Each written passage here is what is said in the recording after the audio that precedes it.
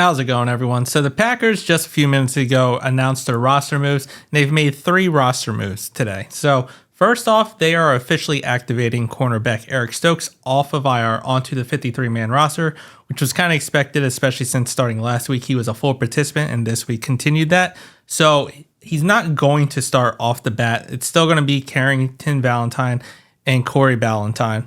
And potentially Jair. They have not ruled him out yet, but if he doesn't start, it'll still be Ballantyne and Valentine.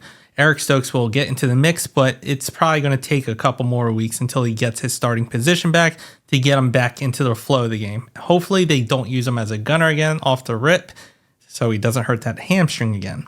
Next, they have officially also called up running back Kenyan Drake to the active roster. They have not officially ruled out Aaron Jones or A.J. Dillon, but both are still questionable.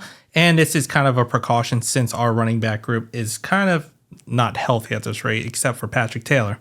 And then the third roster move the Packers made was calling up wide receiver Bo Melton to the active squad, which also made a lot of sense since our wide receiver group has been pretty banged up going into this week.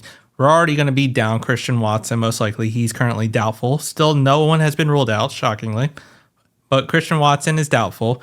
Then Dontavian Wicks is questionable, but with that high ankle sprain, and he's just not going to be as explosive. So I don't really expect to see him much, if at all, depending on how it tests during game time. And then we also have Jaden Reed, who's also been on the injury report. So he's a little bit banged up. So we already have 3 receivers banged up. So it makes sense why we're calling up Bo Melton to add some more depth to our wide receiver group. Now, the last thing I want to add is the fact that there is a slight adjustment on the Bucs side. So yesterday on their injury report, they announced that Veyo was going to be doubtful for the game. He has officially been upgraded to questionable. So that's kind of interesting. His health apparently has improved. So before it was kind of like, hey, he's not going to start.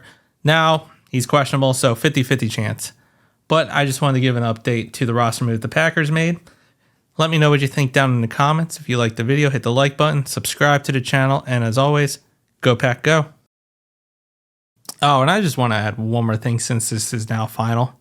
Suck it, Vikings.